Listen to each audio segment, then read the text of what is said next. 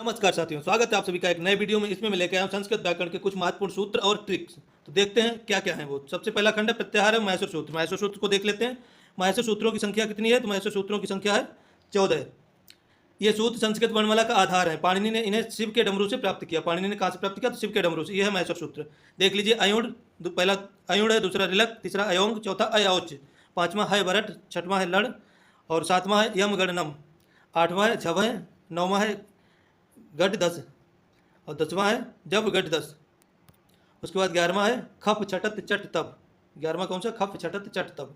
12वां है कपय और 13वां है सस सर और 14वां है हल। इत संज्ञा क्या होती है? तो प्रत्येक सूत्र का अंतिम वर्ण होता है इत संज्ञक होता है। इसको काउंट नहीं किया जाता है, जिसका प्रयोग प्रत्याहार बनाने में किया जाता है। प्रत्याहार कैसे बनाते हैं? तो आदि रत्तेन संहिता, पहला इसमें वर्ण आएगा और इत संज्ञक वर्ण आएगा। यदि वर्ण और इत संज्ञक वर्ण मिलकर प्रत्याहार बनाते हैं तो आदि वर्ण मतलब पहला वर्ण और इत संज्ञक वर्ण मिलकर प्रत्याहार बनाते हैं। ट्रिक जैसे अच, अच के अंतर्गत सभी स्वर आते हैं। अच, अच में अयुण वाला पहला जो सूत्र है उसका आ, अयुण जो होता है उसका आ, उसके बाद अयौच, अयौच का चा, ये अच प्रत्याहार हो गया। इसके अंतर्गत सारे स्वर आ गए। फिर से देख लेते हैं, बैक वाले में आपको समझ आ जाएगा। जैसे अच प्रत्याहार, तो पहला का आ और इसका चा, बीच वाले सारे वर्ण छोड़ दिए तो अच प्रत्याहार के अंतर्गत ये सभी स्वर आ जाएंगे। इसमें क्या आएगा? आ ई उ रे लेर ए ओ ऐ औ, ये अच प्रत्याहार के अंतर्गत आ जाएंगे। अगर हल प्रत्याहार कहा जाए तो ये हैवरट से, हैवरट का हा और उसके बाद इस वाले हल का ला, उसके अंतर्गत भी सारे वर्ण आ जाएंगे। इत संज्ञा क्या होती है? प्रत्येक सूत्र का अंतिम वर्ण इत संज्ञक होता है, जिसका प्रत्याहार बनाने में प्रयोग होता है और इसकी काउंटिंग नहीं की जाती है। अब देखते हैं स्वर कितने होते हैं। स्वर को कहते हैं अच, ये 9 होते हैं संस्कृत में। व्यंजन को कहते हैं हल, हल प्रत्याहार के अंतर्गत सारे व्यंजन आते हैं और संपूर्ण वर्णमाला आती है अल प्रत्याहार के अंतर्गत, यानी कि अयुण वाला अ और हल वाला ला, तो अल प्रत्याहार के अंतर्गत सारे वर्ण आ जाते हैं। 42। अब संधि प्रकरण में देख लेते हैं। दीर्घ संधि, दीर्घ संधि सूत्र होता है आकाश वर्ण दीर्घा। जब दो समान स्वर आ ई उ लिरा पास आते हैं तो वे दीर्घ हो जाते हैं। जैसे छोटा बड़ा एक साथ आए तो दीर्घ हो जाएंगे, छोटी बड़ी एक साथ आए तो दीर्घ हो जाएंगे, ऊ या बड़ा ऊ एक साथ आए तो दीर्घ हो जाएंगे। रिरा और बड़ा रिर दो होते हैं, री जो होती है वो दो होती है संस्कृत में, तो वो दीर्घ हो जाते हैं। जैसे विद्या प्लस अर्थी बराबर विद्यार्थी, यानी कि छोटा पहले आए, बड़ा पहले आए, बड़ा पहले आए, छोटा बाद में आए, कोई भी आए, कुल मिला के दीर्घ हो जाएगा। समान वर्ण साथ में आते हैं तो आकाश वर्ण है दीर्घा। ट्रिक, शब्द के बीच में हमेशा बड़ी मात्रा दिखाई देगी। अब देखते हैं गुण संधि आद गुणा। इसका सूत्र होता है आद गुणा। आ तथा आ के बाद ई उ ऋ लिर आने पर क्रमशः ए ओ अर हो जाता है और अल हो जाता है। आ के बाद अगर ई आए तो ए हो जाएगा, उ आए तो ओ हो जाएगा, छोटा हो सकता है बड़ा हो किसी के बाद। ऋ आए तो अर हो जाता है और लिरा आए तो अल हो जाता है। जैसे उप प्लस इंद्र बराबर उपेंद्र। ट्रिक, शब्द के बीच में ऊपर एक छोटी मात्रा ए या ओ की मात्रा होगी, अर अल इसमें मिलेगा, या फिर ए या ओ की मात्रा एक मात्रा दिखेगी। आप समझ लेना गुण संधि यहाँ पे हुई है। वृद्धि संधि, इसका सूत्र होता है वृद्धि रेची। आ तथा आ के बाद ए ऐ ओ औ आने पर अय औ हो जाता है। जैसे सदा प्लस ए बराबर सदैव, एक मात्रा थी ए में और बाद में दो मात्राएं होंगी। वृद्धि संधि में दो मात्राएं आपको दिखेंगी, चाहे वो ए की हो या फिर औ की हो। शब्द के बीच में ऊपर दो छोटी अ या ओ की मात्राएं दिखेंगी, दो मात्राएं दिखेंगी, तो आप समझ लेना वृद्धि संधि। उसके बाद यण संधि, इको यणचि, इसका सूत्र होता है इको यणचि। ई उ ऋ लिर के बाद कोई असमान स्वर आए तो वे या वा रा ला में बदल जाते हैं। ई उ ऋ लिरा के बाद कोई असमान स्वर आए तो वो या रा ला वा में बदल जाते हैं। जैसे इत प्लस आदि बराबर इत्यादि। इसकी ट्रिक क्या है? या वा रा ला से पहले हमेशा आधा अक्षर दिखेगा। जो यण संधि होती है उसमें आधा अक्षर आपको दिखेगा। अयादि संधि सूत्र होता है एचो अयब यावा। ए ऐ ओ औ के बाद स्वर आए तो अय आय औ औ में बदल जाते हैं। जैसे ने प्लस अनम बराबर नयनम, पो प्लस अन बराबर पवन, तो अय आय औ औ इसमें बनते हैं। ठीक क्या है? शब्द में आय औ आओ औ का उच्चारण हो तो वहाँ पे अयादि संधि होती है। पूर्व रूप संधि क्या होती है? एंग पदांतादति, पद के अंत में ए या फिर ओ के बाद आ आए तो आ का अवग्रह ऐस की तरह ऐसे करके हो जाता है। आ का अवग्रह हो जाता है ऐसे, ऐस की तरह इसको लिख देते हैं। जैसे हरे प्लस अब बराबर हरे। ट्रिक क्या है? शब्द के बीच में ऐस आ का चिन्ह दिखाई देता है तो आप समझ लीजिए पूर्व रूप संधि है। उसके बाद पररूप संधि, एंग पररूपम, इसका सूत्र क्या था? एंग पदांतादति, और इसका सूत्र हो जाता है एंग पर रूपम। अकारांत उपसर्ग के बाद ए ओ से शुरू होने वाली धातु आए, अकारांत उपसर्ग के बाद ए ओ से शुरू होने वाली धातु आए तो यहीं पे संधि होती है पर रूप संधि। प्र प्लस एजते बराबर प्रेजते, मात्रा बाद वाली आगे चढ़ जाती है। ये गुण संधि का अपवाद है, उपसर्ग पर ध्यान दें, गुण संधि का अपवाद होता है। व्यंजन संधि इश्चुत्व संधि, व्यंजन संधि में है इश्चुत्व संधि, इसका सूत्र होता है इष्टो इश्चुनाचु, इष्टो इश्चुनाचु। ता तथा ता, सा तथा ता वर्ग के बाद सा तथा चा वर्ग आए तो सा का चा और ता का चा हो जाता है। उदाहरण सत प्लस चित बराबर सचित। ट्रिक क्या है, शब्द में आधा चा या फिर सा चा या फिर आधा जा जैसे वर्ण जुड़ेंगे, आपको डबल चा मिलेगा, आधा चा पूरा चा, उसके बाद सा चा जा। तो आप समझ लीजिए कि इष्टो इष्टनाष्टु सूत्र लगा है और यहाँ पे जो संधि हुई है वो इष्टुत्व संधि है। व्यंजन संधि में है जस्सु जस्सु संधि। जलाम जसो अंते, किसी भी वर्ग के 1 2 3 4 वर्ण के बाद, मतलब का खा पांचवा वर्ण नहीं, स्वर या व्यंजन आए तो अपने वर्ण का तीसरा अक्षर हो जाता है। जैसे बाघ प्लस ईस बराबर बागीस, इसमें का आया लास्ट वर्ण, उसके बाद ई आया यानी कि स्वर आ गया, तो ये का खा गा अपने के तीसरे में परिवर्तित हो गया, का गा हो गया। विसर्ग संधि शत्रु संधि बोलते हैं। विसर्जनीय यस्य सा, विसर्ग के बाद खर यानी कि खा आए तो खर में क्या क्या होता है सा, तो विसर्ग का सा हो जाता है। इस नमः प्लस ते बराबर नमस्ते, विसर्ग हटाकर आधा सा या फिर सा बन जाता है। अब देखते हैं समास के बारे में। पूर्व पद प्रधानो अव्ययी भावा, अगर पूर्व पद प्रधान है तो अव्ययी भाव समास होता है, जिसका पहला पद अव्यय हो या उपसर्ग हो। उदाहरण उपगंगम यानी गंगा के समीप। ट्रिक, शब्द की शुरुआत उपसर्ग यथा प्रति उप अनु निर से होगी। तत्पुरुष समास, उत्तर पद प्रधानम तत्पुरुषा, अगर बाद का पद प्रधान है तो तत्पुरुष समास है, जिसका दूसरा पद प्रधान हो तत्पुरुष होता है। उदाहरण जैसे राजपुरुषा राजा का पुरुष, विग्रह करने पर कारक चिन्ह का की के निकलते हैं तत्पुरुष में। कर्मधारय समास, विशेषण विशेष से बहुलतम, विशेषण विशेष से बहुलम, इसमें विशेषण विशेष से होता है, एक पद विशेषण दूसरा पद विशेष से होता है। उदाहरण के सर्पाज काला सर्प, पहला पद विशेषता बताएगा, दूसरा पद विशेषण होगा विशेष से होगा। अगला दिगु समासा, संख्या पूर्वी दिगु, पहला पद संख्या वाची होता है, जैसे हम कह सकते हैं पंचवटी। द्वंद्व एवं बहुब्रीहि, द्वंद्व उभय पद प्रधान, उभय पद प्रधान है तो द्वंद्व है मतलब दोनों पद प्रधान है। जैसे माता पिता पितरौ माता च पिता च, राम लक्ष्मणौ राम च लक्ष्मणा च। बहुब्रीहि अन्य पद प्रधान बहुब्रीहि, जैसे चंद्रशेखरा चंद्रशेखर यस्य सा, नीलकंठा नीलम कंठा यस्य सा, भगवान शिव शंकर। कारक एवं विभक्ति देख लेते हैं। कारक परिभाषा एवं संख्या। परिभाषाया क्रियायुक्तम कारकम, परिभाषाया क्रियायुक्तम कारकम, जिसका क्रिया के साथ संबंध हो। संस्कृत में कारक 6 होते हैं, संबंध और संबोधन को कारक नहीं मानते हैं। हिंदी में कारक होते हैं 8, संस्कृत में कारक होते हैं 6। संबंध और संबोधन को कारक नहीं माना जाता संस्कृत में। कर्ता कर्म कर्ण संप्रदान अपादान और अधिकरण ये कारक होते हैं 6।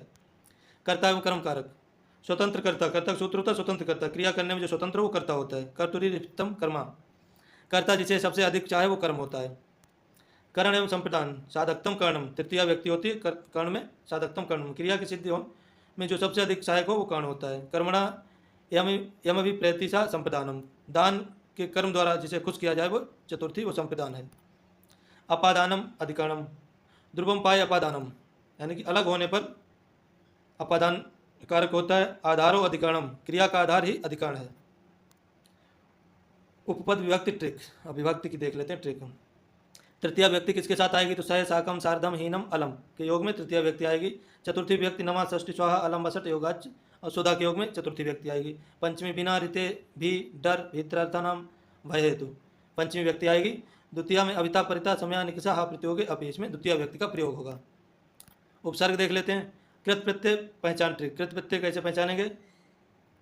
कत्वा, इसमें त्वा लगेगा, कत्वा प्रत्यय में ले प्रत्यय में जुड़ेगा या, तुमुन प्रत्यय में जुड़ेगा तुम और कत प्रत्यय में जुड़ेगा ता।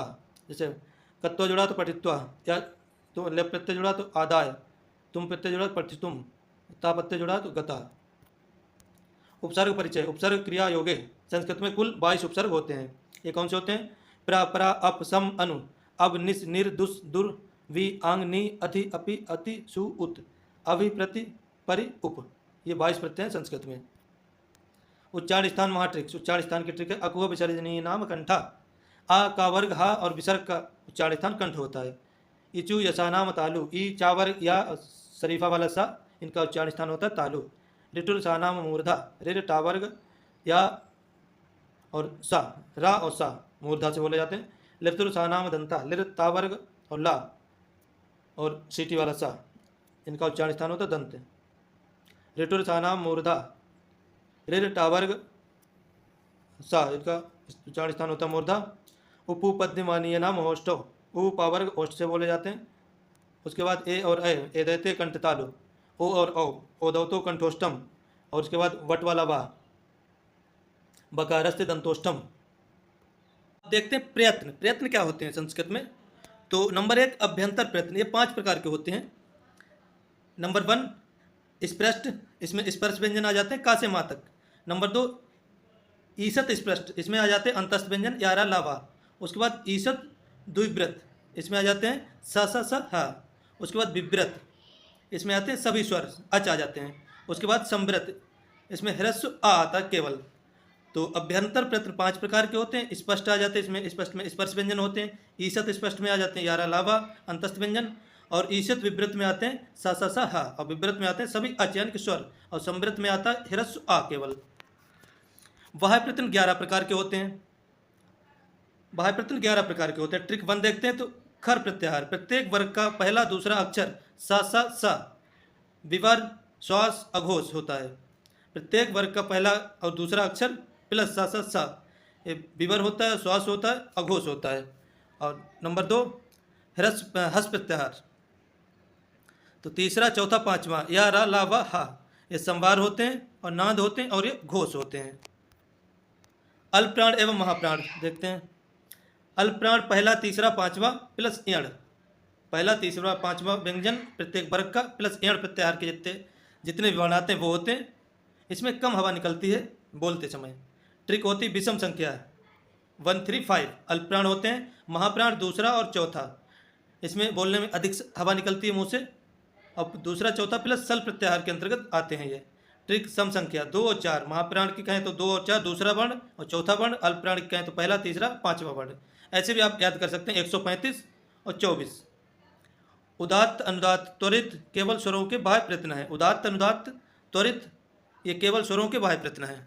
आगे देखते हैं संधि के विशेष अपवाद। संधि के अपवाद क्या हैं। वृद्धि के अपवाद देख लेते हैं। अक्षौहिणी, अक्ष प्लस ऊहिणी तो हो जाता है अक्षौहिणी। यहाँ पे अपवाद है।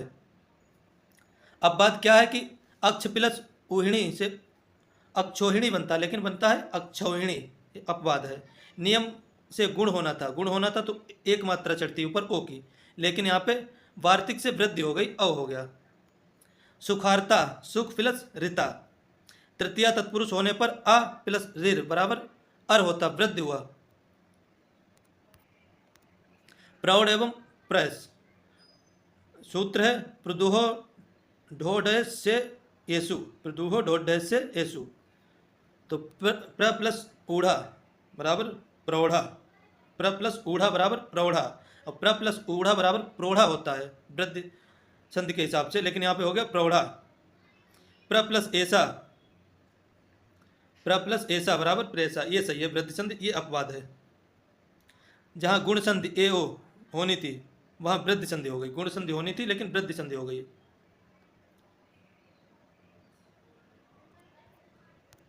कारक के कठिन सूत्र। कारक के कुछ सूत्र देखते हैं। द्वितीय विभक्ति होती अभिता परिता समया निकषा हा प्रतियोगे अपि। अभिता माने पास, परिता माने चारों ओर, समया माने समीप, निकषा माने निकट। इन सब के योग में द्वितीय विभक्ति होती है। अभिता माने दोनों ओर, परिता माने चारों ओर, समया माने निकषा माने निकट, हा माने धिक्कार, प्रति माने ओर के योग में द्वितीय विभक्ति लगती है। उदाहरण है ग्रामम परिता वृक्षा सन्ति। विद्यालय अभिता मार्गा सन्ति। और द्वितीय विभक्ति किसमें होती है। अकथितम चा, द्विकर्मक धातुएं होती हैं उसमें द्वितीय विभक्ति होती है। इससे दुह याच पच दंड रुद प्रच ची ब्रू सास जी मत मुस नी हा कृस वा। ये सभी धातुएं हैं द्विकर्मक धातुएं। इनके योग में द्वितीय व्यक्ति का प्रयोग होता है। इनके गौण क्रम में भी द्वितीय व्यक्ति लगती है और मुख्य क्रम में भी द्वितीय व्यक्ति लगती है। गाम, दोग्धि, पया उदाहरण हो गया। तृतीय व्यक्ति का देख लेते हैं। एनांग विकारा ने जिस अंग में विकार हो उसमें तृतीय व्यक्ति होती है। शरीर के जिस अंग में विकार होता है उसमें तृतीय व्यक्ति होती है। अक्षणा काणा, आँख से काना। पादेन खंजा, पद से लगड़ा। सिरसा खल्वाटा, सिर से गंजा। इस प्रकार से इसमें जिस अंग में विकार हो उसमें तृतीय व्यक्ति होती है एनांग विकारा सूत्र के अंतर्गत। तृतीया इत्थम्भूत लक्षणे पहचान होती है इसकी जिस चिन्ह से किसी की पहचान हो। जटा भी तापसा मतलब जो चीज़ पहचान की होती है जिससे उसकी पहचान होती है वहाँ पे तृतीय व्यक्ति होती है। जटा भी तापसा, जटाओं से तपस्वी। स्वभावेन सज्जना, स्वभाव से सज्जन, स्वभावी सज्जना।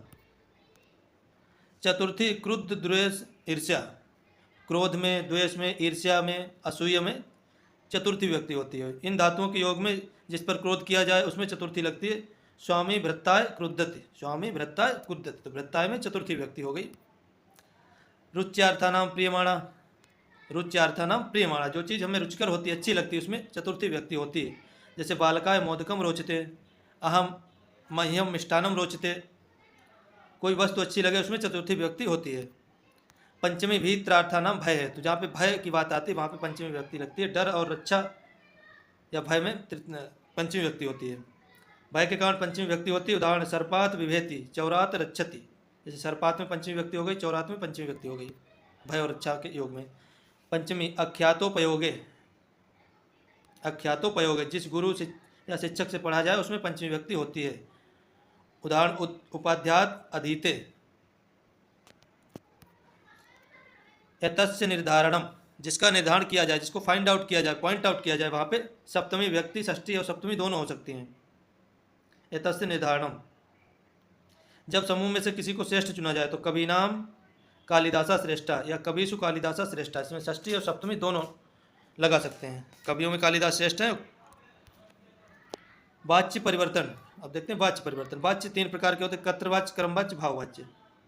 कर्तृवाच्य देखते हैं। कर्तृवाच्य, क्रमवाच्य। कर्ता प्रथमा और कर्म में द्वितीय व्यक्ति होती है और जो क्रिया लगती है कर्ता के अनुसार। कर्मवाच्य में कर्ता में तृतीय व्यक्ति होती है और कर्म में प्रथमा व्यक्ति होती है और जो बाद में जो चीज़ें लगती हैं यते कर्म के अनुसार। अब इसका कोड क्या है? 121, कर्तृ 121 और कर्म 311। कर्तृ 121, कर्म 311। 121 कैसे कि कर्ता में प्रथमा व्यक्ति होगी, कर्म में द्वितीय व्यक्ति होगी और ये कर्ता के अनुसार लगेगा तो इसमें भी प्रथमा व्यक्ति होगी। और कर्मवाच्य में ये तृतीय व्यक्ति होगी कर्ता में, प्रथमा होगी कर्म में और ये कर्म के अनुसार लगेगा प्रथमा।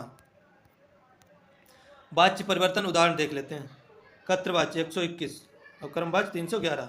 राम पुस्तकम पठति, रामः पुस्तकम पठति, तो रामः में प्रथमा व्यक्ति, पुस्तकम में द्वितीय और पठति राम के अनुसार लगा है। अब इसमें बदल गया, रामेण माने जो हमारा कर्ता है उसमें तृतीय व्यक्ति हो गई, अब पुस्तकम में द्वितीय व्यक्ति हो गई और पठ्यते ये रामेण के अनुसार लगा है। रामा पुस्तकम पठति, रामेण पुस्तकम पठ्यते, अहम ग्रामम गच्छामि, मया ग्रामः गम्यते। इस प्रकार से चेंज हो जाता है। भाववाच्य, भाववाच्य में कर्म नहीं होता। भाववाच्य में क्या नहीं होता? कर्म नहीं होता, भाव प्रधान होता है। कर्ता तृतीय, क्रिया सदा प्रथम पुरुष एक वचन में होती है। कर्ता तृतीय व्यक्ति होती है, कर्ता में तृतीय व्यक्ति होती है, क्रिया सदा एक वचन में होती है। तेन हस्यते, मया गम्यते, उनके द्वारा हंसा गया, मेरे द्वारा जाया गया। इसमें कर्म नहीं होता। आशा करता हूँ आपको वीडियो समझ आया होगा। चैनल को सब्सक्राइब कर लीजिए। कुछ ही दिन बचे यूपी टेट के पेपर के